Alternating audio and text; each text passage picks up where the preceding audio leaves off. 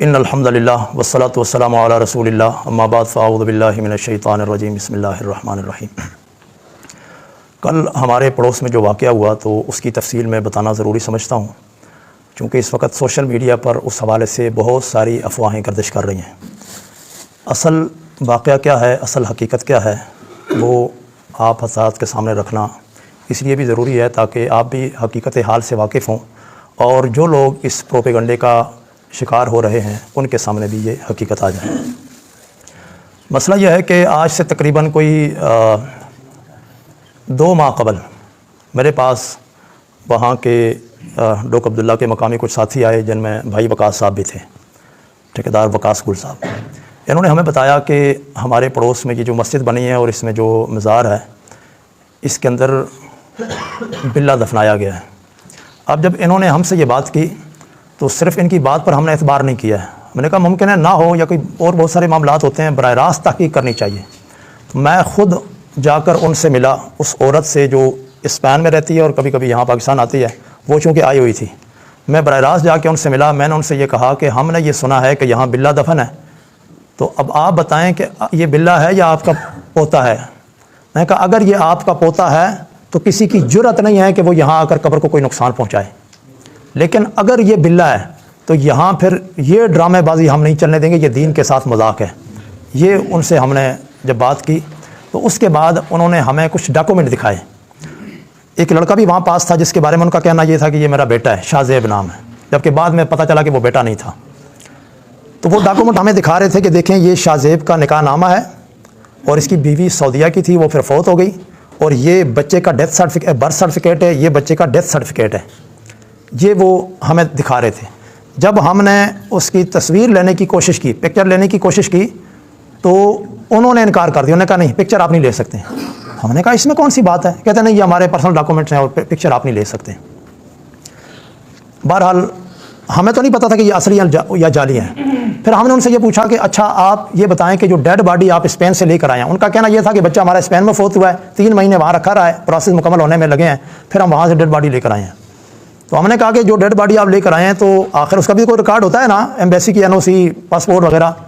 तो इस पर उन्होंने हमें कहा कि हमें स्पेन की नेशनलिटी मिली हुई है और पाकिस्तानी एम्बेसी का हमसे कोई ताल्लुक नहीं है, ये सारी वहाँ की एम्बेसी देखती है। तो हमें इस चीज़ का पता नहीं था कैसे होता है या नहीं होता है। हमने कहा अच्छा चलें फिर हम मालूमात ले लेते हैं। हमने जब मालूमात ली, पता चला कि ऐसा नहीं होता। एम्बेसी NOC जारी करती है, NOC के बगैर कोई डेड बॉडी पाकिस्तान नहीं आ सकती। मतलब ये पहला झूठ उनका हमारे सामने आया, जिसकी वजह से यानी हमारे शुकूक व शुबहात में इजाफा हुआ। फिर ये भी हमें पता चला कि वहाँ जब ये दफनाने के लिए लेकर आए हैं तो जनाजा भी नहीं हुआ है। अब जाहिर बात है कि ये भी एक करीना है कि जिससे मालूम होता है, आपको पता है कि 10 जनाजे भी अगर पहले हुए हो ना, तो जहाँ दफनाते हैं तो लोग जनाजा करके ही दफनाते हैं। मैंने कहा जी जनाजा स्पेन में हुआ है। इससे भी हमारे शुकूक व शुबहात में मज़ीद इजाफा हुआ। फिर ये पता चला कि दफनाते हुए ये सिर्फ औरत जो है ये थी और साथ शाहजेब लड़का और मकामी 2-4 बंदे थे। हालांकि अगर किसी बंदे के बच्चा फौत हो तो गरीब से गरीब भी हो तो 50-100 उसके भी आ जाते हैं। तो यहाँ सिर्फ ये 2 जो है ना उसको लेकर आए, ये औरत और ये लड़का शाहजेब। उसके बाद फिर इन्होंने हमें पैसों की ऑफ़र की कि इन्हें कहें कि आप ये लिख के दे दें कि हमारे मामले को आप नहीं छेड़ेंगे, तो उसी वक्त आपको चेक काट कर जो है ना आपकी मंशा के मुताबिक आपको दे दिया जाएगा। मैंने जवाब ये भिजवाया, मैंने कहा उन्हें कहें कि शायद आपने हमें पहचाना नहीं है, अगर पहचाना होता तो शायद कोई इस तरह की ये लाखों की क्या करोड़ों की ऑफ़र भी हमें ना करते, इतनी जरूरत ही ना होती आपको। लेकिन हमें चूँकि पहचाना नहीं था तो हमने कहा कि आप इसको अपना पोता साबित करें तो हम आपके साथ खड़े होंगे, और अगर पोता साबित नहीं कर सकते हैं तो जाहिर बात है कि फिर ये बिल्ले को हम कबूल नहीं कर सकते, बेशक आप करोड़ों रुपये भी जो है ना वो हमें दे दें। उसके बाद फिर हमने कोशिश की कि मामला मकामी सतह पर हल हो जाए अमन कमेटी के ज़रिए। ये मैं तफसील इसलिए बता रहा हूँ कि अगर हम शरारत या फसाद ये करना चाहते तो हम, जैसे हमें पता चलता हम रोड ब्लॉक कर देते, लोग हीरो बनने की कोशिश करते हैं ऐसे मौके पे। तो फिर अमन कमेटी वालों के सामने ये बात रखी। उसके बाद फिर मामला थाने तक गया, क्योंकि यहाँ वो हल ना हो सका। थाने में जब ये बात गई है, दरख्वास्त वकास भाई ने दी, वहाँ से पुलिस ने इनको उठाने में इतनी जल्दी की और इस अंदाज से आए हैं कि हमने समझा कि ये सारे जो है ना दीन के मुजाहिद और गाजी हैं, कि अब मसला हल हो जाएगा। यानी जिस अंदाज से उन्होंने रेड किया ना इलाके में, जिस तरह वो आए हैं, लेकिन जैसे उनको उठाया, चूँकि उठाने में उन्होंने जल्दी की है, तो हमने समझा शायद अगले मामले में इस तरह हसास होंगे। उठाने में जल्दी की, थाने लेकर गए तो जो भी तफसील थी वो सारी पुलिस के सामने आई है। वहाँ उन्होंने जो बयानात दिए हैं, फिर वकास भाई भी गए हैं, इनसे भी उन्होंने पूछा है, बहुत सारी बातें उनके सामने आई हैं और ये सारी चीज़ें भी हमने उनके सामने रखी हैं पुलिस के सामने कि ये चीज़ें हैं। फिर उन्होंने वहाँ से इस मामले में थोड़ी सी मतलब ये कि वो जब ताख़ीर होने लगी, हमें महसूस हुआ कि कोई मामला जो है ना वो करने वाले रफ़ा दफ़ा, हमने थोड़ा सा इसको सीरियस लिया और यहाँ से हमारे जो मोहल्ले के अल्लाह ताला इनको जज़ाए खैर अता फरमाए, अल्हम्दुलिल्लाह आधे पौने घंटे के शार्ट नोटिस पर अपने यानी वो आईडी कार्ड की कापियों समेत तकरीबन कोई 40-50 बंदा मेरे साथ यहाँ से चल पड़ा। मैंने सलाम पेश करता हूँ और ये हमारा फ़ख्र है। जब हम थाने गए तो फिर जाकर उनको ये हुआ कि ये मामला कोई सीरियस होता जा रहा है तो इस पर कुछ करें। उन्होंने फिर अमन कमेटी वालों से रब्ता किया बाज़ाब्ता। जो पहले बात हुई थी अमन कमेटी की बाज़ाब्ता सबसे नहीं हुई थी, जो मैंने अभी जिक्र किया ना अमन कमेटी का, वो पैगाम हमने पहुंचाया था लेकिन हज़रात की कुछ मसरूफियात की वजह से वो बात नहीं हो सकी। लेकिन बाद में उन्होंने बाज़ाब्ता पूरी अमन कमेटी को थाने बुलाया और वहाँ सबके सामने जो है ना ये बात हुई। उनका ये कहना था पुलिस का, जो हमें पता चला कि इस मामले से जान छुड़ाएँ, इसको रफा दफा करें, जो पुलिस का मूड था। तो वहाँ ये तय हुआ कि मेरा मौक़िफ़ ये था कि इनको बाहर ना जाने दिया जाए। मेरा अपना मौक़िफ़ यह था कि इनको ना जाने दिया जाए, क्योंकि ये बाहर जाएंगे तो फिर मामला हमारे लिए ज़्यादा मुश्किल हो जाएगा। इनकी मौजूदगी में सारा मसला हल होना चाहिए। अब आप अंदाज़ा लगाएं इससे कि हमें यहाँ जो डॉक्यूमेंट दिखाते रहें, डेथ सर्टिफिकेट, बच्चे का बर्थ सर्टिफिकेट और वो शाहजेब का निकाहनामा, तो पुलिस वालों को कुछ भी नहीं दिखाया। ये अमन कमेटी वाले गवाह हैं, पुलिस वालों को कुछ भी नहीं दिखाया। उन्होंने कहा कि हम चीज़ें स्पेन भूल आए हैं। सवाल ये है कि फिर हमें यहाँ इलाके में जो लोगों को दिखाते फिर रहे थे तो पुलिस वालों को दिखाना चाहिए था कि ये डॉक्यूमेंट्स हैं, ये देख लें आप। और फिर दूसरी बात यह है कि मैंने कहा कि ये सारा रिकॉर्ड यहाँ से निकल आएगा, स्पेन जाने की ज़रूरत नहीं है। लेकिन सारे हजरात का यही मशवरा था कि भाई इनको जाने दिया जाए, क्योंकि वो कह रहे हैं कि जी हमारे पास सारी चीज़ें वहाँ हैं तो हम भेज देंगे। तो हमने कहा चले अगर मसला ऐसे हल होता है तो हम अपनी बात से ही जो है ना वो पीछे हट जाते हैं, जाने दें इनको, लेकिन मसला हल होना चाहिए। अब उन्हें जाने दिया गया। ये तकरीबन मेरे ख्याल 18 तारीख को हमारा ये वहाँ मुआहदा हुआ था। 22 तारीख को उनकी फ़्लाइट थी, 22 तारीख को वो चले गए। उसके तकरीबन 10-15 दिन हम इंतज़ार करते रहे, क्योंकि थाने में हमने मुआहदा किया था ना कि भी कानून के मुताबिक वो जो राशिद कियानी साहब जो थे उन्होंने कहा था, हमने IB को भी लेटर लिख दिया है और FIA को भी लिखा है। और ये जैसे ही रिपोर्ट आएगी कि डेड बॉडी बाहर से नहीं आई है तो इंशाल्लाह हम कानूनी कार्रवाई करेंगे। अब आप भी ये जानते हैं कि ये 2 घंटे का काम है। अगरचे पुलिस हमें वो करती रही है कि ये इतना लंबा प्रोसेस होता है, फलां होता है, लेकिन ये लॉलीपॉप हमारे सामने नहीं चलते हैं, हम सब समझते हैं। तो 15 दिन हो चुके थे, नहीं ये जो हमारा वो हुआ था, मुआहदा हुआ था, उसके बाद हमारी खामोशी को 15 दिन हमें जिक्र करते हैं जिस महीने में मुआहदा हुआ, फरवरी में, फरवरी की 18 गालिबन 18 तारीख थी। 10-15 दिन हम खामोश रहे और मेरे बारे में फिर मशहूर किया जा रहा था कि इसको भी पैसे मिल गए हैं। एक पुलिस वाले ने भी कहा, मैं नाम नहीं लेना चाहता हूँ, उन्होंने कहा जी पैसा इसलिए हम खाता हूँ, चुप हो गया। अब जब मुझे पता चला तो मैंने कहा यार एक तो ये हमारी शराफत है कि हम इंतज़ार कर रहे हैं इनका, और ये भी उनकी खुशकिस्मती थी कि ये इंतज़ार हमने ज़्यादा कर लिया और मैं थोड़ा सा और कामों में मसरूफ़ था, वरना तो 15 दिन के इंतजार की क्या तुक बनती है। लेकिन मेरा शिकवा अपने इन भाइयों से भी है, अमन कमेटी वाले हमारे दोस्त, हमारे भाई हैं। देखिए इनका भी काम बनता था कि जब वो सुस्त हैं 15 दिन में वो नहीं, तो कुछ ना कुछ आप भी हमारे साथ कोई हेल्प करते हो, उन तक पैगाम पहुँचाते भाई मामला हल करो। तो बहरहाल चूँकि शिकवे अपने से होते हैं, हमारे भाई हैं हम, लेकिन शिकवा अपने से ही होता है कि ये हजरात भी अगर हमारे साथ इस तरह उस मामले में वो करते तो शायद पुलिस इस हद तक जो है ना सुस्ती का मुजाहरा ना करती।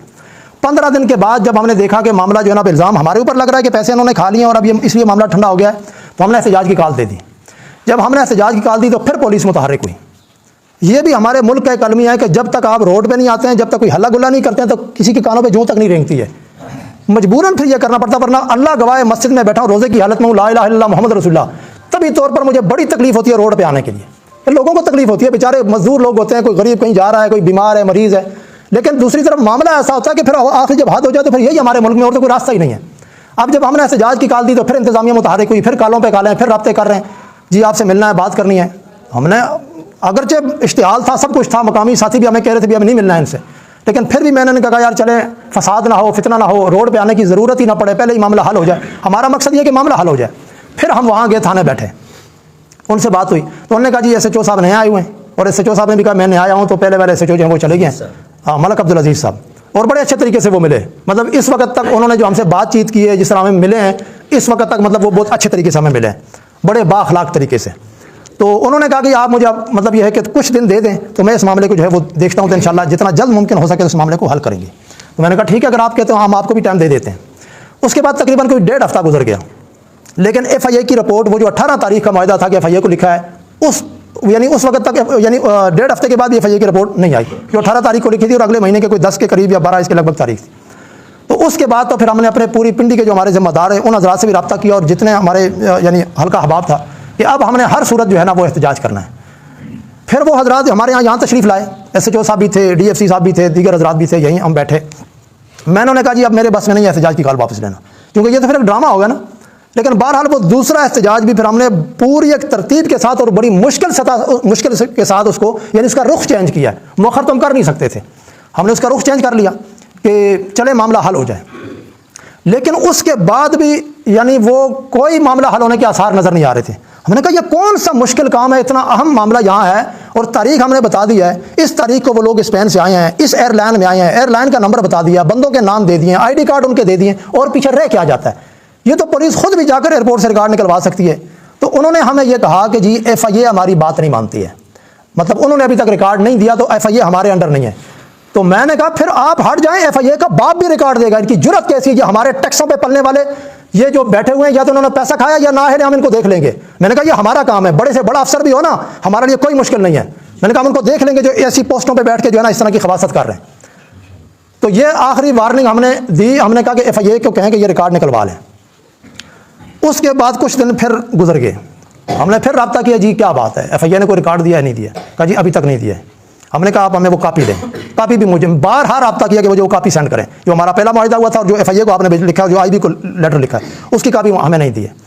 तो उसमें फिर ये जावेद शाह जो डेरी इस्लामाबाद का रहने वाला, उसने जो है ना ये अपना सारा वर्क शुरू किया और प्रोपेगेंडा भी शुरू किया, और कुछ इस तरह हमें ये इत्तला मिली कि कुछ चीज़ें जाली बनाने की कोशिश हो रही है। अब हमने कहा कि हमारे इदारों का ये हाल है, आगे जाकर ये तो जाली चीज़ें और ये तो प्रोसेस और लंबा होता जाएगा। तो हमने कहा सीधी बात है कि जाके फिर जो होना हम यानी 2 महीने तक जो हम कर सकते थे कानूनी तरीके से हमने किया है। अब जब हद हो गई है तो फिर आले इलाका को हमने कहा जी मामला जो है ना अब उस तक नहीं रहा कि ये इदारे इसको हल करेंगे, अब हमें नहीं लगता। तो उन्होंने कहा अगर नहीं लगता तो अब हमें लगता है कि हल होगा, और इन्होंने हल करके दिखा दिया। कल फिर जाकर वहाँ सबके सामने, वहाँ भी कैमरे लगे हुए थे अंदर, और इन्होंने भी सारा लाइव चलाया है, बहुत सारे साथियों ने वीडियो बनाई है, और सारा जो है ना सबके सामने है कि जो कुछ वहाँ से निकला, जब कब्र खोदी है उसमें बिल्ले के साथ ये कुरान मजीद की ये आयात, ये आप खुद देख सकते हैं। ये अब ये देख लें, ये कुरानी आयात, ये आप ये देखें, ये। और बाद में अब वो प्रोपेगेंडा ये कर रहे हैं कि ये इन लोगों ने चीज़ें बाहर से ला के डाली हैं। मुझे बताओ कोई ईमानदार आदमी जिसमें ज़र्रा बराबर भी ईमान हो वो कुरान के साथ ये तमाशा करेगा? और अगर हम ये ड्रामा करते और ये फसाद करते तो हम 2 महीने थानों के चक्कर लगाते, हम 2 महीने इधर ख्वार होते। जबकि रमज़ान में तो मेरी रूटीन ये है कि जब चांद नज़र आ जाए तो मेरे जो मोबाइल किसी में निकल, किसी से कोई रब्ता नहीं होता हमारा। तो इस रमज़ान में हम कभी इधर भाग रहे हैं, कभी इधर भाग रहे हैं, सारे मामलात हमारे धर्म भरम हैं। और वहाँ से जो चीज़ें निकली हैं, वो जो बिल्ले की जो सर की हड्डी है वो सबके सामने, ये ज़रा दिखाएं इधर, इस जानमाज में लपेटा हुआ था, और ये और कब्र पे आले रसूल की, हाँ ये इसको आले रसूल की एक ये पुलिस ने भी कल देखा है, और ये पूरा इलाका गवाह है। ये देख रहे हैं, ये बिल्ले का, ये अगर ये सलामत ना होता, मट्टी वो होता, तो शायद फिर वो गड़बड़ कर सकते थे कि जी नहीं, ये सर बाकी हड्डियाँ भी हैं, और ये एक मिनट, और ये खाल भी, एक मिनट, और ये खाल भी यहाँ मौजूद है। हाँ ये नीचे ना दगा की किताब, ये बिल्ले की खाल है, जिसके बारे में उनका यह था कि ये हमारा मुर्शिद है, और कहा कि ये इतना नूर इसका फैलता है कि आंखें देख नहीं सकती हैं।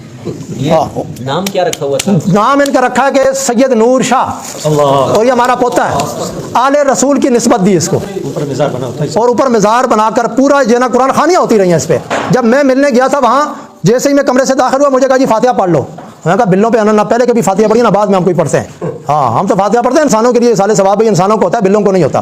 तो इसलिए ये सारी सूरत हाल थी जो आप हजरात के सामने हमने रख दिया है, और ये इसलिए रखी है क्योंकि इस वक्त वो प्रोपेगेंडा हो रहा है कि जी ये पैसों का लेन देन और इस तरह के मामलात थे, और खामखा ये चीज़ें की हैं। अगर कोई साथी सवाल करना चाहते, सवाल से तो मौजूद है, सवाल कर सकते हैं। इसके बाद मौलाना नसरुल्लाह साहब आपका क्या लाएमल है, क्या करना है आइंदा के लिए लाएमल दे? हाँ अभी हम जाएंगे थाने, और ये जितने जुर्म इन्होंने किए हैं, ये जो मुतल्लका दफात हैं वो इन पे लगेंगी।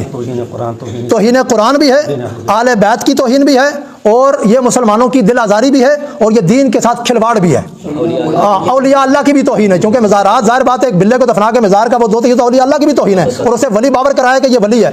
अब बिल्ले को कोई बंदा वली ज़ाहिर करे तो ये वलियों की तौहीन नहीं है। तो ये तमाम दफात इन पर लगेंगी। और अगर इंतज़ामिया इस मामले में, ये मैं आप बता दूँ आखिरी बात, इस मामले में मैं कोई लिहाज करने वाला नहीं हूँ। हम जान अपनी हथेली पे रख चुके हैं, जिंदगी और मौत के फासले हमारे लिए बराबर हैं। दीन के मामले में हम कोई लिहाज नहीं करते हैं और ये तमाम दफात लगानी पड़ेंगी। और ये सारे जो है ना, अगर इस मामले में इंतजामिया किसी किस्म का गफलत का मुजाहरा करेगी तो ये सिर्फ पिंडी की हद तक नहीं, इंशाल्लाह बहुत आगे तक ये बात जाएगी और मुल्क की सतह पर हम इस मामले को उठाएंगे। जो लोग सहूलतकार बन रहे हैं उनके खिलाफ भी कार्रवाई। और जो सहूलतकार हैं, खासकर जावेद शाह जो अब तक सहूलतकारी कर रहा है, और बाकी भी जो हैं, तो इंशाल्लाह उनको भी कटहरे में लाया जाएगा। हजरत, इसमें जो अभी कल एसपी साहब और SHO कह रहे थे कि ये इतने शवाहिद और इतने 300-400 बंदों ने ये ऐनी गवाह हैं, वो सब कुछ बिल्ले के सर और उसकी जो खान वगैरह देखी, उसके बावजूद वो कह रहे हैं कि DNA के लिए भेजा जाएगा। ये कोई हरबा है मजीद इसको ताख़ीर करने के लिए? बहरहाल चूँकि इसका तो वो एविडेंस है आपको रिटर्न में, ये तो वैसे आप दिखा रहे हैं ना, कोर्ट मांगती है एविडेंस को रिटर्न में पेपर पे, ये इसका वो सारा जिक्र पेपर पे है कि ये निकला है इसमें। ठीक। प्रेस भी तो नहीं कर सकते हैं आप पेपर के अभी नहीं, अभी हम लेके जा रहे हैं, अभी ये थाने लेके जा रहे हैं और ये वहाँ वो सील पैक करवाएंगे, उसके बाद दस्तखत होंगे और फिर वो लेबॉर्ट्री भेजा। हमें तो क्लियर है, सीधी बात है। लेकिन कानूनी जो प्रोसेस होता है उसमें जो है ना, अगर कानूनी प्रोसेस में मतलब फर्ज एक मिसाल है, अगर वो पैसा लगा के कोई और रिपोर्ट दे देते हैं, रिपोर्ट आएगी और ना, तो फिर हम भी वो इंशाल्लाह उस रिपोर्ट का जो करना वो SHO साहब ने भी देख लिया, अमन कमेटी वालों ने भी देख लिया, और जो नहीं, पूरा इलाका गवाह है। वो बात बिल्कुल ठीक है, लेकिन जैसे चेयरमैन साहब ने कहा, ये बात भी फेंकने वाली नहीं है। रिटर्न में नहीं, ये इनकी बात दुरुस्त है, तो रिटर्न क्योंकि के बाद भी आगे जाकर, क्योंकि जो कानूनी प्रोसेस में तरतीब होती है, हमारा मुतालबा ये है कि रिटर्न का जो प्रूफ जिस हिसाब से ये बनाते हैं उसमें वो सालों लगा देंगे, तो इसलिए हम नहीं लगने देंगे। जल्द से जल्द इसका किया जाए, वरना हम एहतजाज की काल जल्द नहीं करेंगे तो इंशाल्लाह हम अगला लायामल तय करेंगे। और अभी जो है ना, अभी के लिए वो तो पैगाम जो लोग यहाँ पर आते रहे। और ये जो मस्जिद का मामला है, कल भी मैंने वहाँ कहा था, मैंने कहा देखें, इसको मस्जिद का मसलक का तनाज़ा हम नहीं बनाएंगे। यहाँ के मकामी बरेलवी हजरात हैं, वो हमारे साथ उनके बड़े अच्छे ताल्लुकात हैं। आले हदीस हजरात हैं, हमारे भाई हैं, हमारा आपस में एक जोड़ है इस इलाके में। कभी कोई देवबंदी बरेलवी आले हदीस तनाज़ा इस इलाके में ना हुआ है और ना हम होने देंगे। किराए पे बाहर से जिसको भी लेकर आएंगे तो अपने पाँव पे वो वापस चल कर नहीं जाएगा। ये हमने कल भी कहा था, मस्जिद अल्लाह का घर है, वहाँ नमाजें हों, जिक्र तलावत जो करना चाहे बस फिर वो जाए। वहाँ किसी मसलक के हवाले से कोई सरगर्मी वहाँ नहीं होगी, ये हमने कल वहाँ तय कर लिया था। और आज हमें पता चला कि बाहर से 2 मौलवी आए हैं किराए पे, उन्होंने कहा जी हमें मालकों ने भेजा है कि जाके नमाज पढ़ाएं। ये तो उनकी खुशकिस्मती थी कि हमें बाद में पता चला, और मकामी वहाँ लोगों ने उनको जरा धुलाई करके भेज दिया। जो वहाँ इमाम है, उनका नाम क्या है? क्या वही इमाम बरकरार रहेंगे? वही रहे, हमें उससे कोई नाम उनका क्या है इमाम साहब का? बहरहाल जो भी इमाम साहब हैं, इमाम साहब, इमाम साहब वहाँ रहें, और इसके अलावा बाकी वहाँ किसी किस्म की कोई सरगर्मी नहीं होगी। कारी एहसान साहब और आले मोहल्ला ये मस्जिद उनकी होगी। क्योंकि थाने में वो पुलिस वाले ने हमसे ये भी सवाल किया ना कि फिर मस्जिद का क्या होगा, उन्होंने समझा शायद मौलवी साहब मस्जिद के पीछे पड़े हुए हैं। मैंने कहा अल्हम्दुलिल्लाह, हमें अगर आप फैसल मस्जिद की ऑफर करें तो हमें उसकी भी वो नहीं है, हम इससे बहुत ऊंचा सोचते हैं और ऊंची जो है ना वो हमारी परवाज़ है। तो हमें इन चीज़ों में नहीं उलझते। मस्जिद आले मोहल्ला की होगी, नमाज और वो जो सिलसिला है उसी तरह चलता रहेगा। लेकिन बाहर से किसी की मुदाखलत हुई तो जो भी फिर हालात ख़राब होंगे, जिम्मेदार इंतजामिया होगी। ठीक है, दुआ करें।